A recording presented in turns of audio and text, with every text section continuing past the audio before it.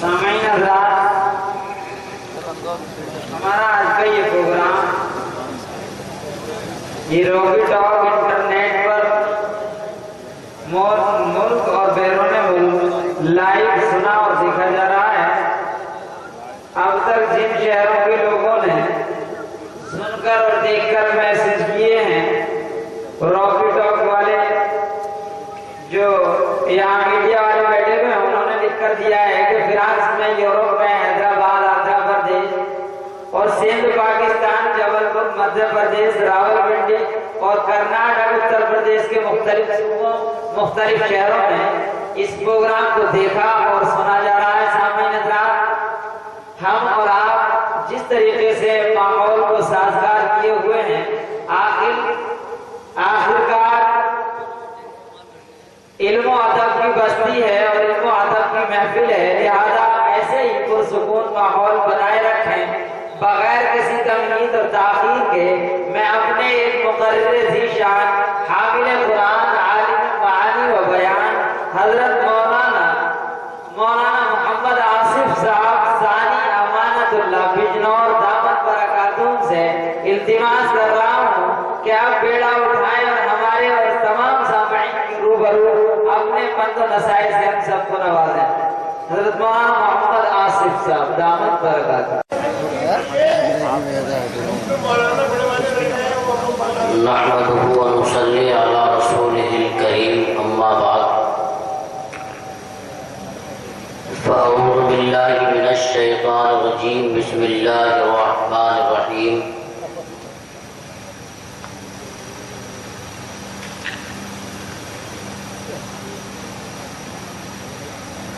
قال النبي صلى الله عليه وسلم: خيركم من تعلم القرآن وعلمه، او كما قال عليه الصلاة والسلام۔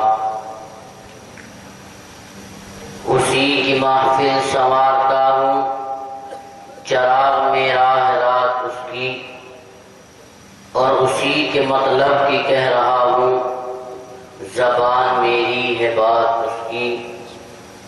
صدر محترم، علماء نظام، سامعین اکرام، پیارے بچوں اور اپنے اپنے گھروں میں سننے والی میری ماؤں اور بہنوں، عشاء کی نماز کے بعد سے اب تک آپ اس جلسے کے پروگرام کو سن رہے ہیں۔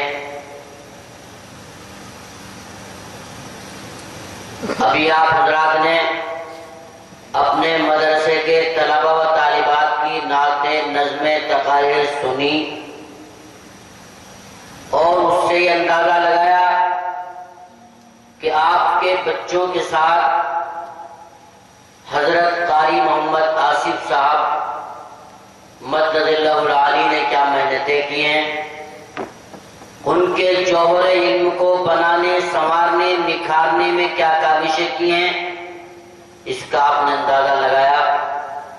اور اس کے بعد حضرت قاری محمد طاہر صاحب کی قرآن عظیم کی تلاوت آپ نے سماعت فرمائی،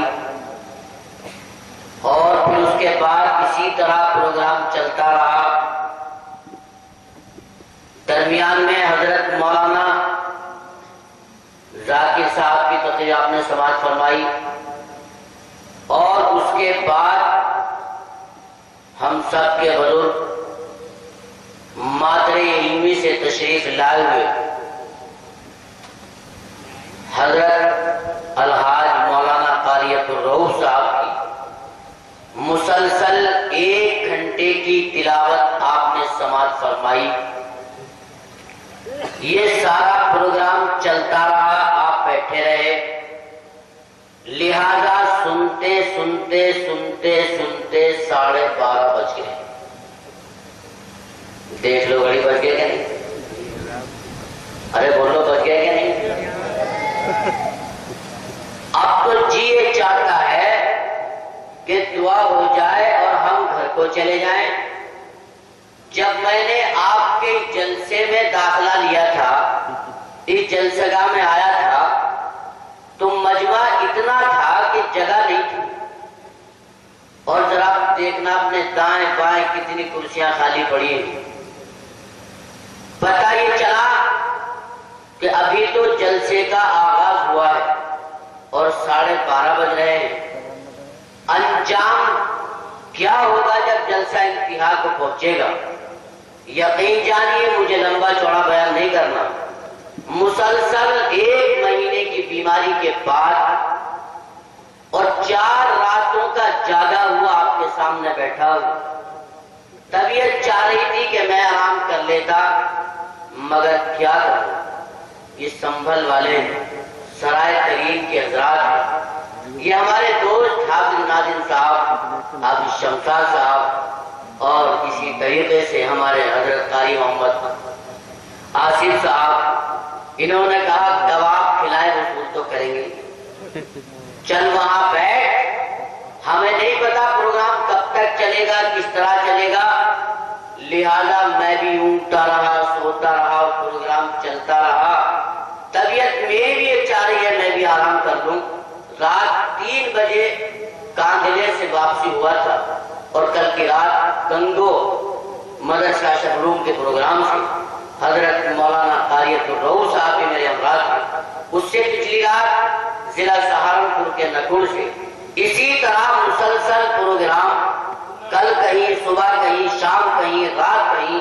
तो तबीयत मेरी भी नहीं चाह रही थी, मगर संभल वालों, अब वक्त वो है, आप भी चाह रहे, मैं भी चाह रहा हूं कि आराम कर लिया जाए। और मुझे एक बात याद आ रही है, अब यकीनन तुझे आराम की ख्वाहिश होगी, यकीनन तुझे आराम की ख्वाहिश होगी।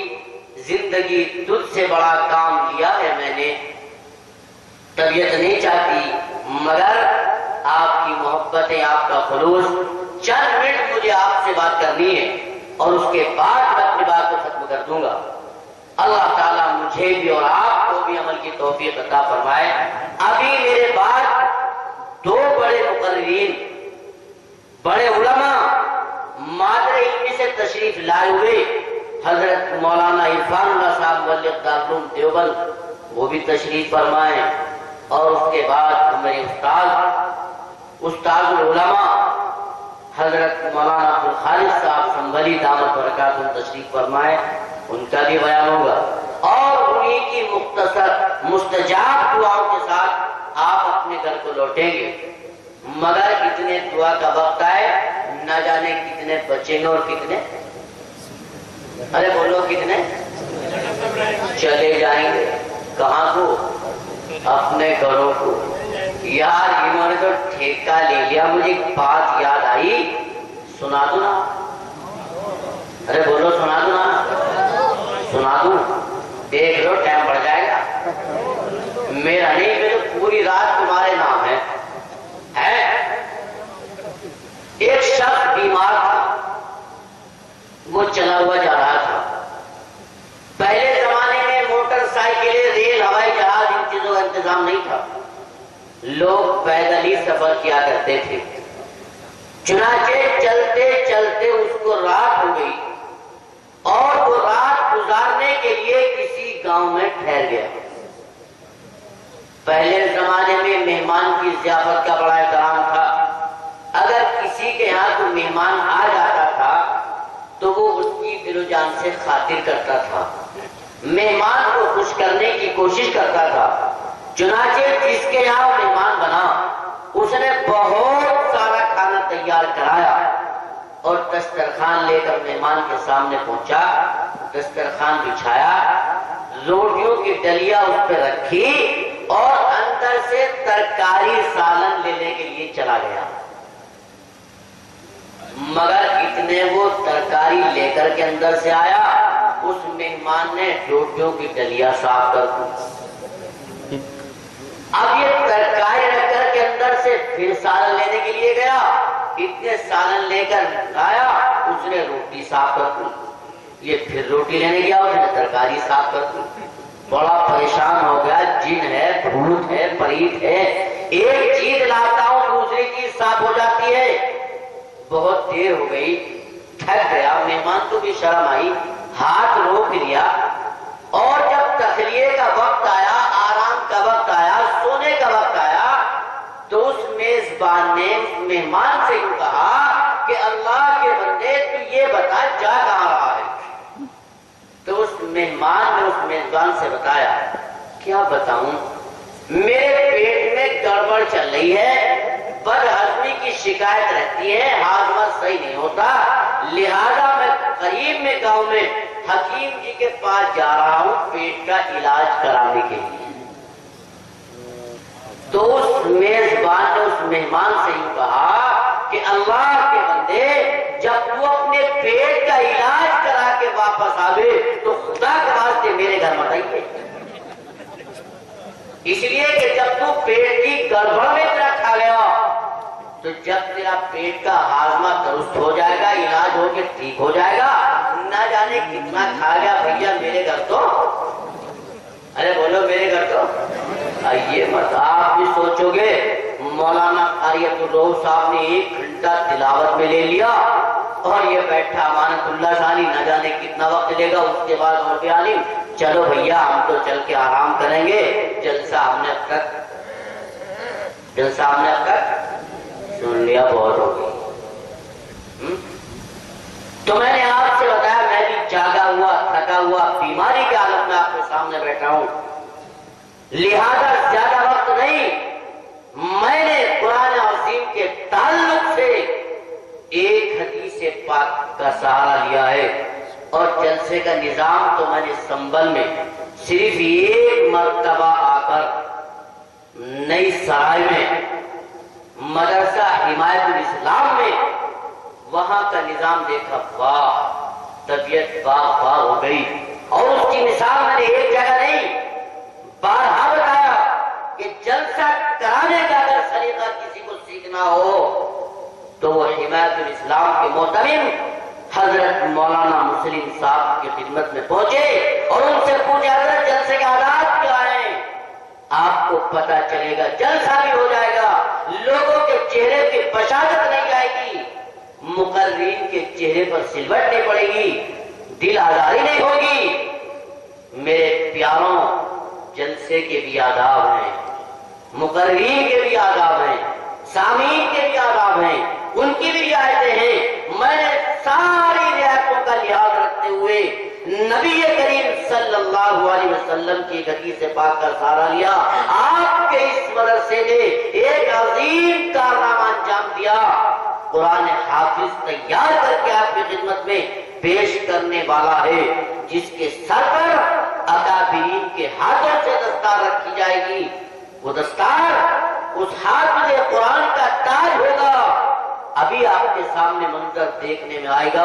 میں نے اسی کلام اللہ کی ایک حدیث نبی پاک صلی اللہ علیہ وسلم کی پڑھی، جس میں کائنات کے آقا سچوں کے سچے محمد رسول اللہ صلی اللہ علیہ وسلم نے ارشاد فرمایا، خیرکم من تعلم القرآن وعلمہ، تم میں سب سے بہترین انسان وہ ہے جو قرآن عظیم کو سیکھے اور دوسروں کو سکھائے۔